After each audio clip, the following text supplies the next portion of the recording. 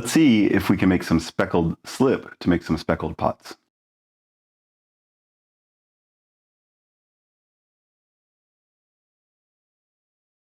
Hi, I'm Kent.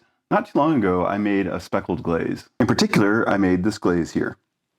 So this is just one of my normal pots, and the glaze has these blue speckles in it.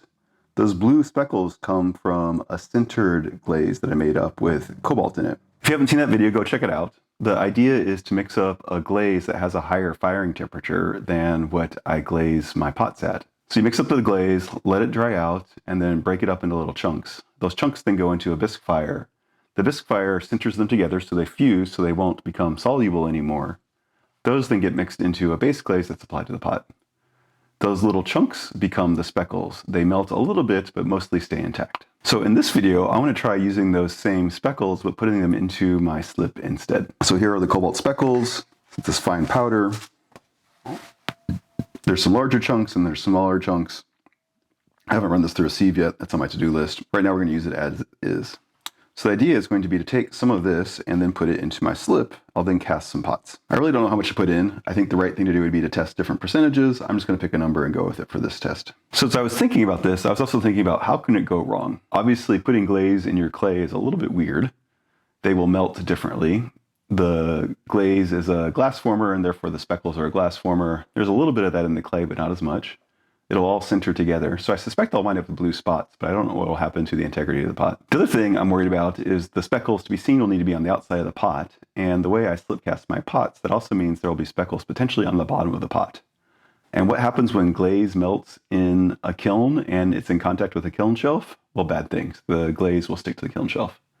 So I'm worried about the bottom of my pot sticking to my kiln shelf when I do it this way. I'll go ahead and fire these on cookies just in case, and maybe it won't be a problem at all. We'll see. I'm thinking about doing a couple different glaze applications. You'll see later in this video. So I want to go ahead and make up several different pots. When I mixed up the glaze, I tested two different amounts. I tested 0.5% and 1% additions. This one here is the 0.5%.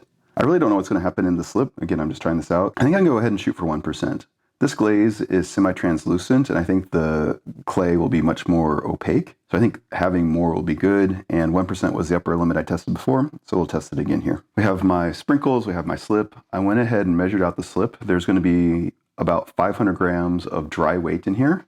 My slip is about 30% water, so I went ahead and did that math. So I have 500 grams of dry weight, and I want 1%. That means I need 5 grams of the speckle mixture. So I went and teared that out.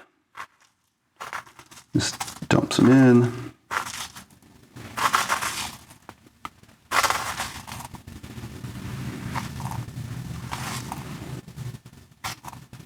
Normally I use my drill to mix up slip, but this has already been mixed up, so I'm just going to use a stir stick here and give it a whirl. I want to try and get everything reasonably evenly distributed. So the reason you center the speckle mix is so it doesn't dissolve anymore. So obviously, since the slip was wet, if I just put the glaze mixture in here, it would all dissolve and mix evenly throughout the slip, and it would just turn into a colorant. Same with the glaze. So it will only get a chance to melt in the final glaze firing. At that point, it's still rather localized in space. All right, those may settle out, so I want to make sure to pour these relatively quickly. The other thing I'm going to do is I'm going to pour some candy shells here. I'm going to pour this like I was doing a carving of different colored slips. The outside, I want to be the speckle mixture. The inside I don't really care about. I'm not going to waste the special slip on that. I will go ahead and slip cast them the regular way on the inside. Give it a quick stir. I'm going to pour in some slip here. And then I'm just going to rotate it around. I'll just keep going. You can definitely see the speckle chunks in there poking through. That means the inside of my pot's going to be a little lumpy. All right, so now I have a wall built up and I can just dump this out. Go ahead and dump it into the next pot. Or dump it into the next mold. I'll let that set for a minute. Put some more in here. All right, I'm going to go ahead and do this for several of them. All right, here we go. There are 4 that have the speckled inside, and the last one I'm going to go ahead and slip cast the normal way. So I took the rest of my slip and dumped it in here. I want this one to go ahead and cast solid, so I'm going to let it sit for a while. Now for these, I'm going to go ahead and fill them up the rest of the way with regular slip so that we can form a thick wall. And that will encapsulate all the speckles. And just in case, when I dump these out, I'm going to keep all this slip separate. Since I don't know what the glaze is going to do to the slip, I don't want to cross-contaminate and put this into other pots by accident. All right, these will all sit for a while. We'll let the pot form against the plaster mold. Then we'll dump out the slip. We'll let it sit for a little while longer, and then we will demold it. Okay, these have sat long enough, and now I need to go ahead and pour out the slip. So to do that, I have a separate container. And normally I would tilt these up and put them on my homemade slip table, but I don't want to do that. So I just grabbed my tray and we'll set them on here. So I'll pour out the slip. Just let this sit and drain.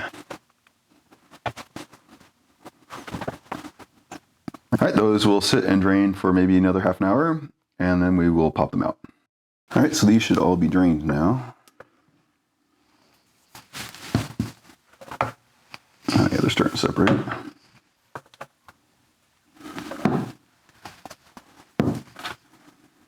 Let's go ahead and trim the tops.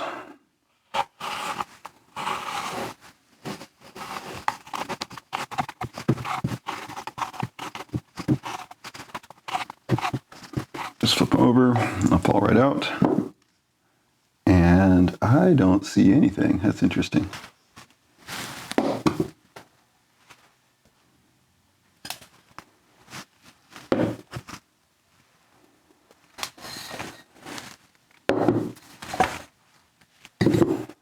All right, there we go. I don't see any sign of the speckles in most of these. There's a few spots maybe where it's poking through, just a little bit. So we'll see what happens. At this point, I'm gonna go ahead and let them dry out and I'll bisque fire them. Maybe they'll change then. We'll see. The speckled pots made it out of the bisque firing okay. Here they are. I have to say that I am a little bit nervous at this point. I don't see really any hints of the speckles at all in these pots. Here, there's a few spots where poking through. I wonder if in the glaze firing, the speckle material will melt and fuse with the clay. Who knows? The only one that looks a little bit promising is the one that is fully speckled clay. But there's only one way to know for sure, and that's to go ahead and do the glaze firing. So I made all these different pots so I can have them with different glaze treatments. So one, I'm just gonna leave plain. So I'll set that one off to the side. This one will just be raw clay. Next one, I wanna put just my clear base glaze on. So that's here, I just mix it up. So we're just gonna take the pot and dunk it in. Go ahead and angle a little bit since I'm starting to run low on glaze.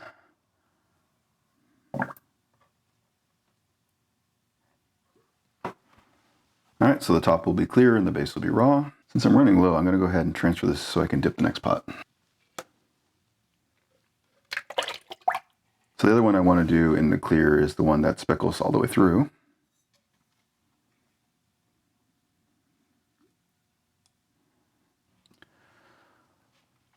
Recently, I tested doing the speckle mixture in the clear base glaze without any of the Zirco packs. So that'll be the next one. So we'll have clear speckles on top of the speckled slip.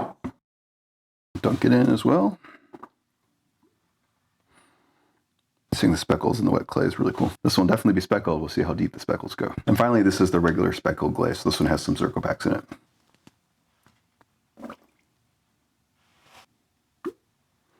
Okay, so raw, clear glaze, clear with speckles, and finally speckles with the opacifier. Next up will be to load these into the glaze firing.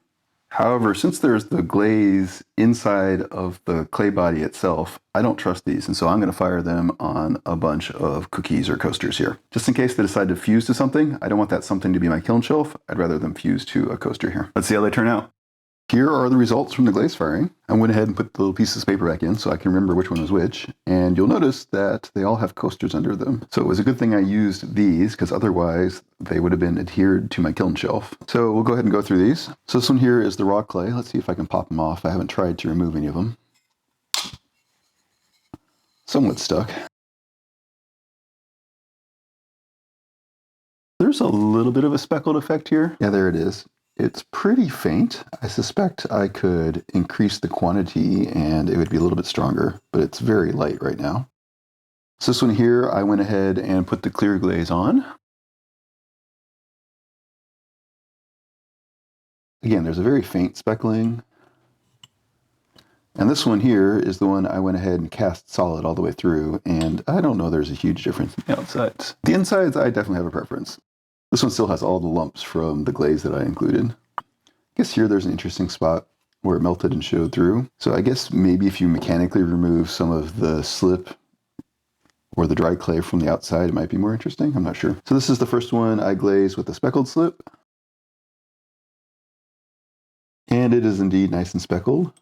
However, I don't think much of that is coming from the slip. I think it's all the glaze. So here for comparison is the one I did with the 1% glaze. I guess this one has a little bit more of a blue haze, but I'm not too sure that is the slip underneath. And finally, this is the one with the opacifier. And again, there's not a huge difference between these, I don't think. I think all my coasters survived. They might need a little bit of cleaning up. But as I'd feared, all these stuck. Like this one here grabbed a bit. But I can sand that off. So is that a good way to get a speckled clay body? I don't think so. There is a very, very faint speckling effect, but I suspect there are better ways to get that if that's what we wanted. And in the end, the ones glazed with a speckled glaze look more or less the same. I think this one maybe has some more fines in it, so it's a slightly more blue in the background, but otherwise, very, very similar speckle effect. That and dealing with this clay is definitely tricky.